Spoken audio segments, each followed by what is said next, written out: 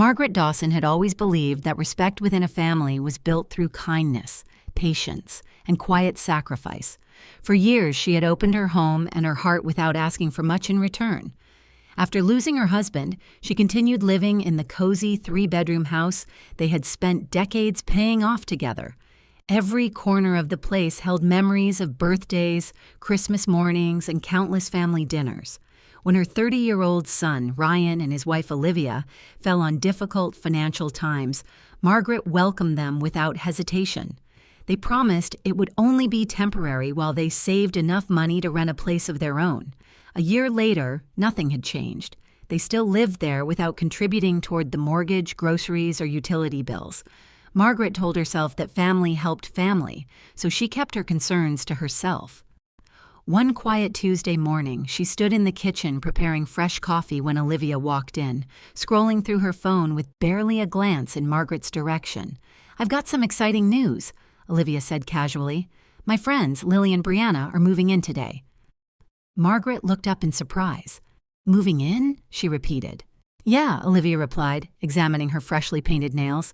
"Their apartment lease ended and they need somewhere to stay until they get settled. They'll be here for a while." Margaret waited for Ryan to explain that his wife was joking, but he remained silent near the refrigerator, avoiding eye contact. "And where exactly will everyone sleep?" Margaret asked calmly. Olivia answered as though the decision had already been approved. "Well, Lily and Brianna have lots of belongings, so they'll take the master bedroom. Ryan and I will stay where we are, and you can sleep on the couch. Honestly, you hardly spend much time in your room anyway." For several seconds, the room became completely silent. Margaret stared at her daughter-in-law, trying to understand how anyone could say something so outrageous without the slightest embarrassment. Her own bedroom, the room she had shared with her late husband, the room inside the home she alone owned. Ryan finally muttered, "Mom, it'll only be for a little while." That single sentence hurt more than Olivia's demand. He hadn't defended her. He hadn't reminded his wife whose house this was. Instead, he expected his own mother to quietly surrender the last private space she had left. Oddly enough, Margaret didn't feel angry. She felt something colder. It was the unmistakable feeling that a line had finally been crossed. Without raising her voice, she smiled gently. "All right," she said. Olivia's face brightened instantly. "I knew you'd understand. You're seriously amazing." She grabbed her handbag. "The girls and I are going out for brunch first. We'll bring everything over this afternoon." Within moments, both Olivia and Ryan left the house. The front door closed behind them. Margaret remained standing alone in the kitchen. The peaceful silence felt different now. Instead of sadness, she experienced complete clarity. She reached for her phone. Her first call was to a locksmith. Her second was to a professional moving company.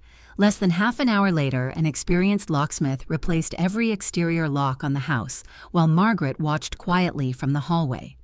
Shortly afterward, 3 movers arrived carrying stacks of sturdy boxes and rolls of packing material. Margaret greeted them politely.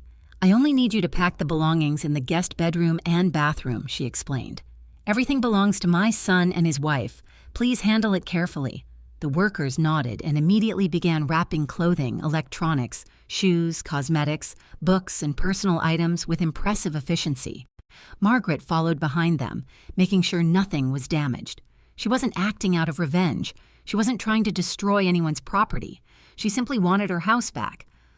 As the movers worked, Margaret rented a secure climate-controlled storage unit nearby and paid 3 months in advance. She wanted every detail handled properly.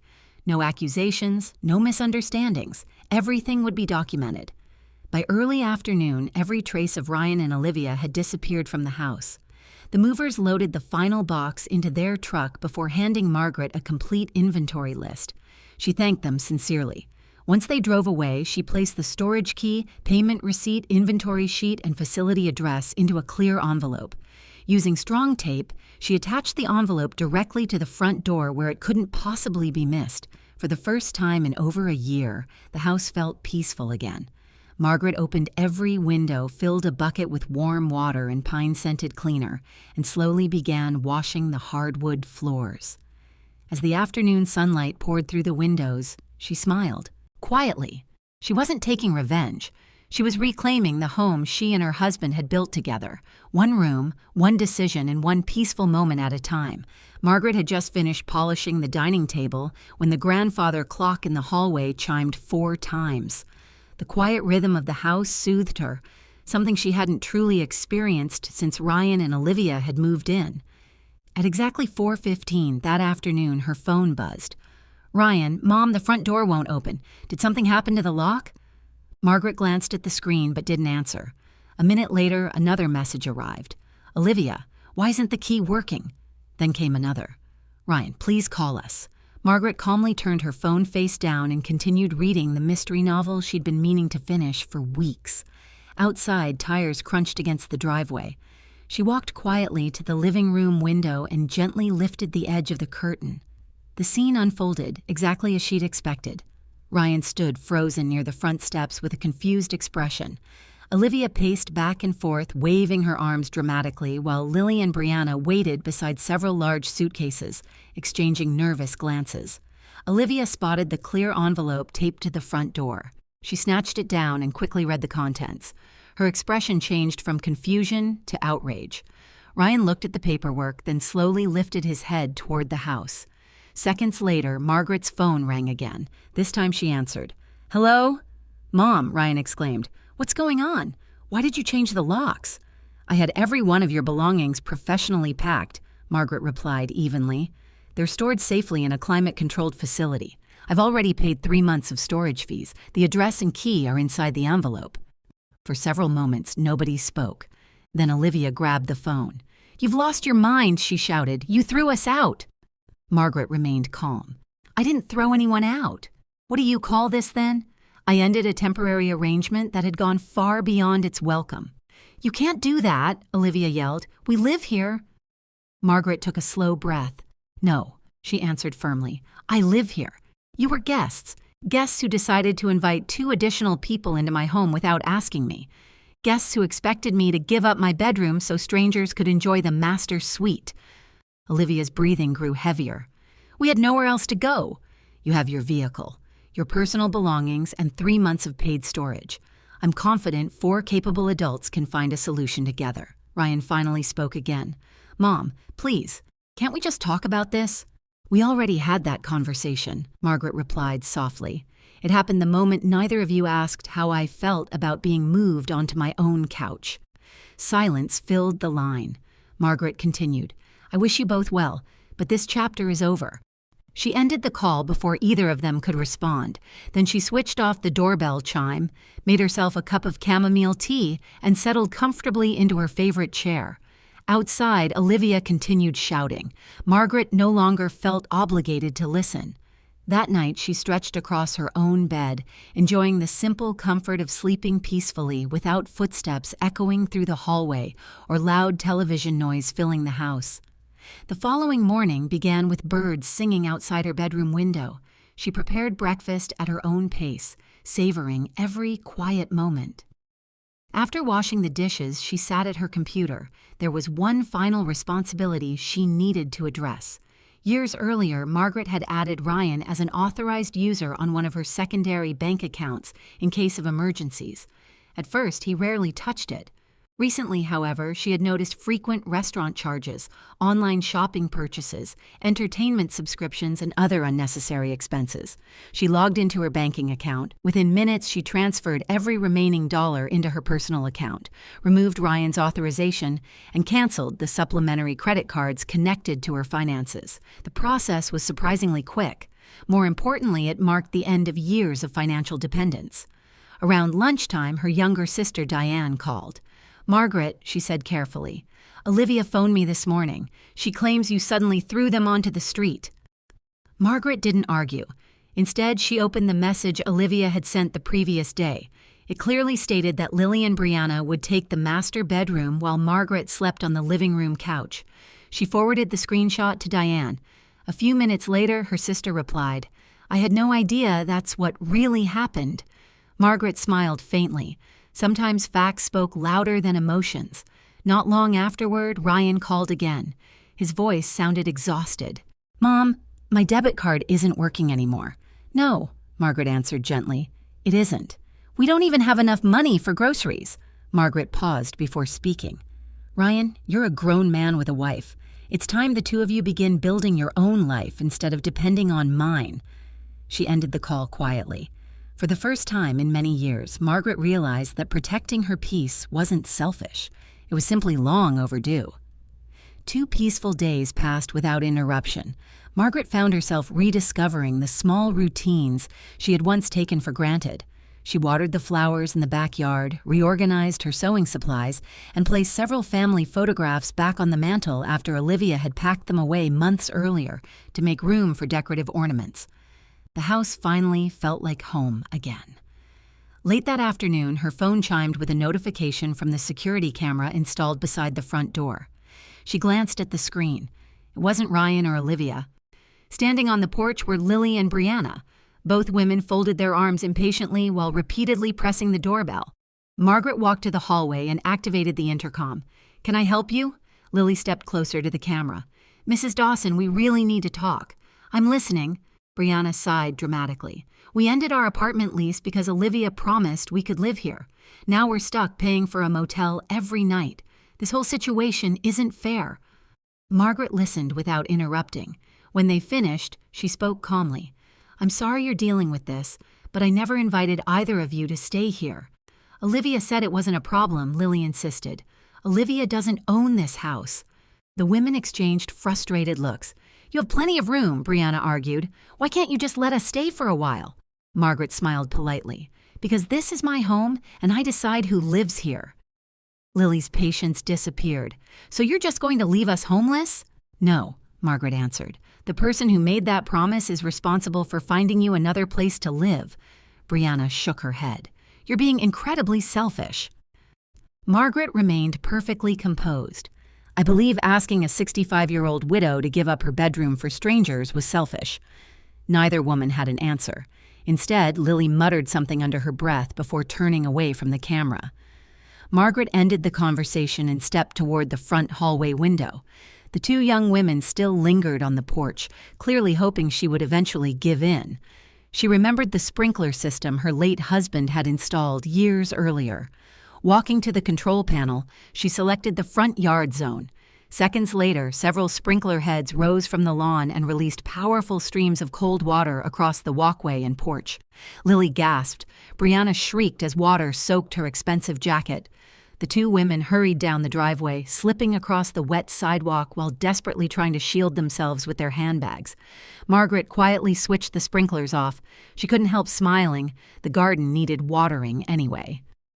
The following morning, another familiar face appeared outside, Ryan. He stood alone at the front door with his hands buried inside his coat pockets. His shoulders drooped with exhaustion. Margaret opened the door just enough for the security chain to stop it. "Hello, Ryan."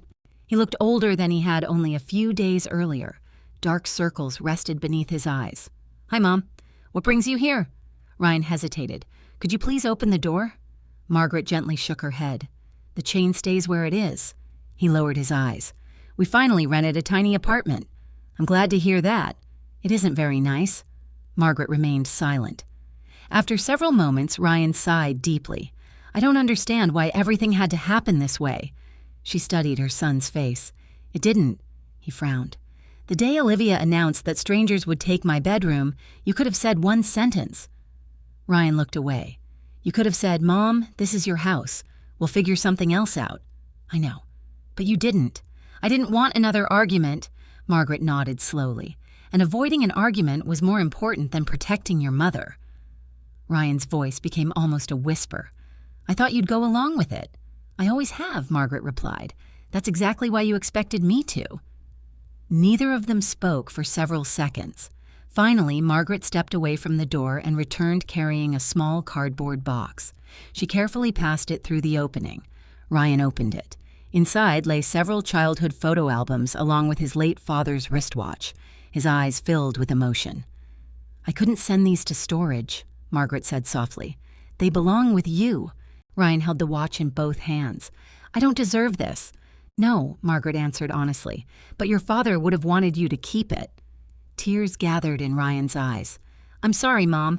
Margaret believed he meant it. Still, forgiveness didn't erase consequences. She offered him a gentle smile. "I hope you build a good life, Ryan, one that stands on your own feet." He nodded silently. As he walked back toward the sidewalk, Margaret closed the door and locked it once more. For the first time, she sensed that her son had finally begun learning the difference between entitlement and gratitude. Ryan's visit lingered in Margaret's thoughts for only a short while. She'd spent too many years putting everyone else's needs ahead of her own, and she wasn't willing to return to that life. The following afternoon, she stood in the middle of her living room, studying the oversized gray sectional sofa. Olivia had insisted on buying it months earlier, claiming it would make the house feel more modern. Ironically, it was the very couch she had expected Margaret to sleep on after giving away her bedroom. Margaret smiled to herself. "It has served its purpose," she murmured. She picked up her phone, snapped a few clear photographs, and created an online listing. Practically new sectional sofa, excellent condition, $75. First buyer takes it today. Within an hour, a young couple arrived in an old pickup truck. They admired the sofa with excitement. "We've been searching for something exactly like this," the husband said with a grin. Margaret helped them move it through the patio doors. As they drove away, she folded the $75 and slipped it into her wallet. The empty space in her living room felt surprisingly refreshing. That same afternoon, she visited a local furniture store. Instead of another oversized sofa, she purchased a comfortable olive green reading chair with a matching footstool. It was elegant, cozy, and perfectly sized for one person. When the delivery crew placed it beside the living room window, Margaret settled into it with a novel and a warm cup of tea. It felt like the perfect symbol of her new beginning. That evening, her phone notified her of a new email. The sender was Olivia. Margaret hesitated before opening it. The message began with an apology, but the further she read, the less sincere it sounded. Olivia claimed everything had been misunderstood. She insisted that suggesting the couch had only been a joke.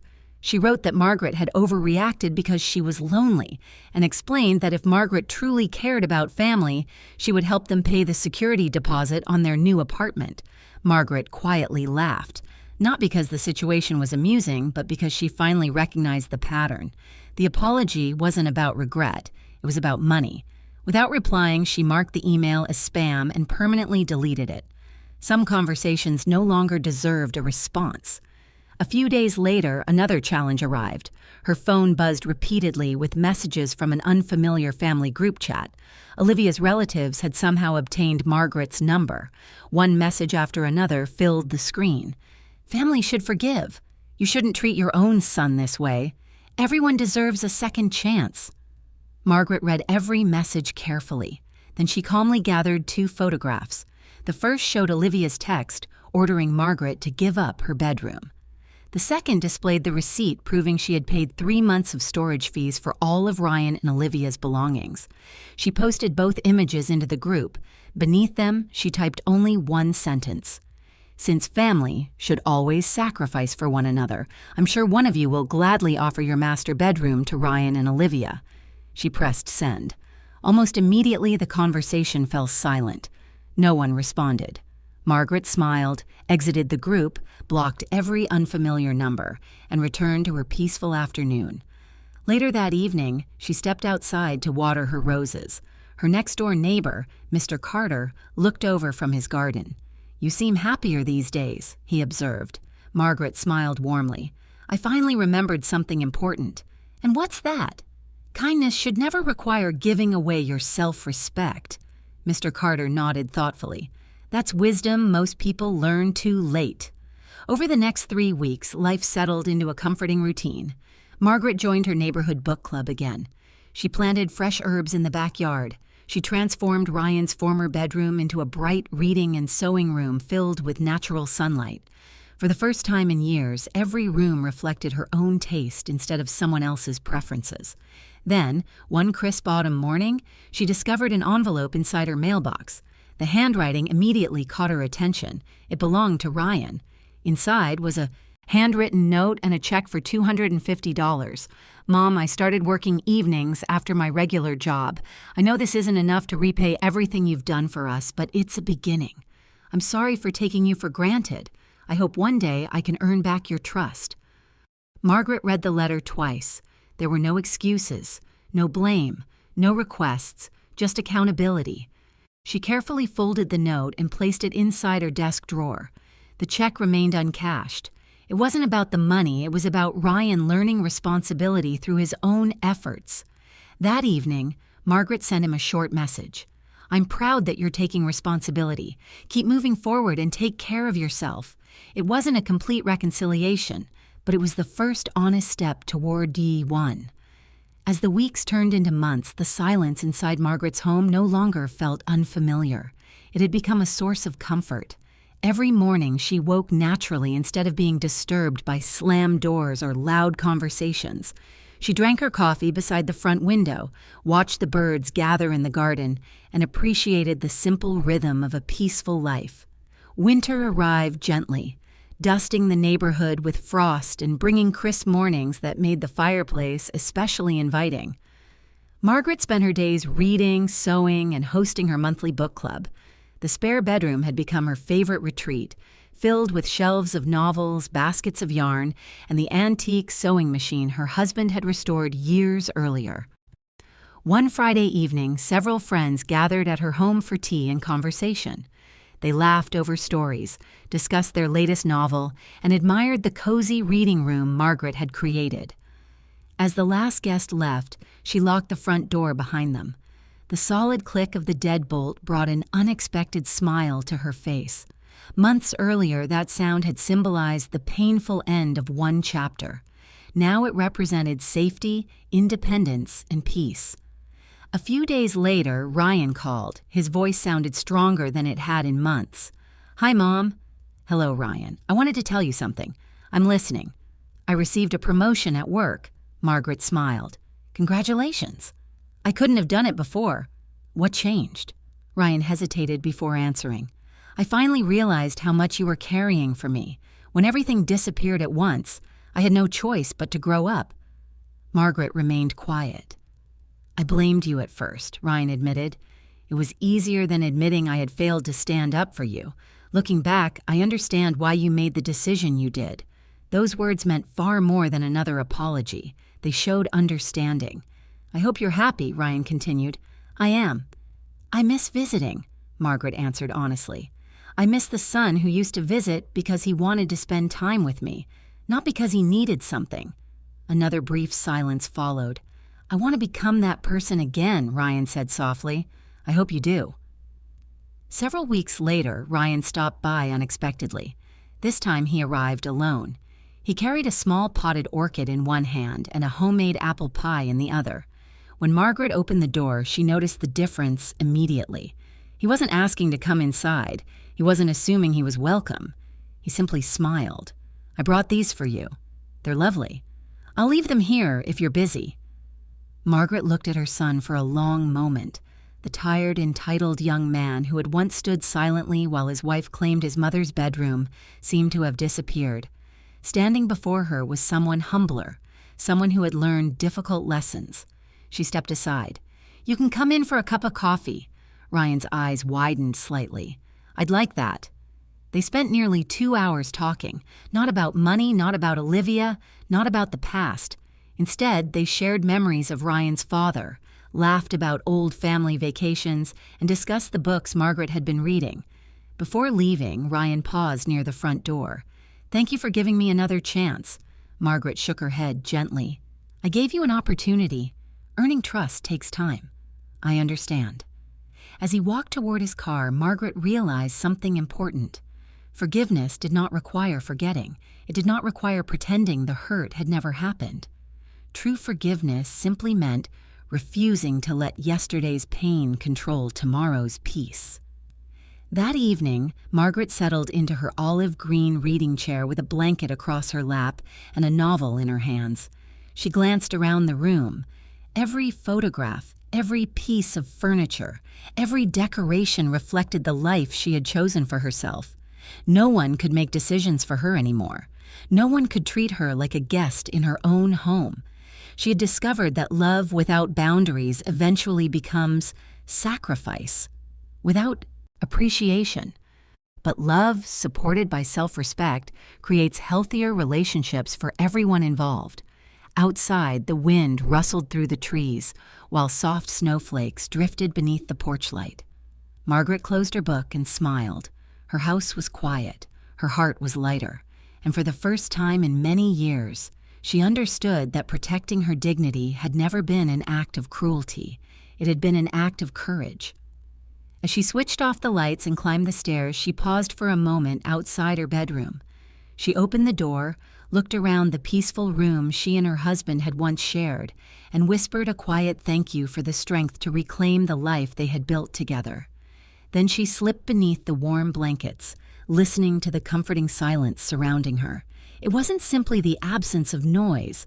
It was the sound of a woman who had finally remembered her worth and who would never again allow anyone to take it away.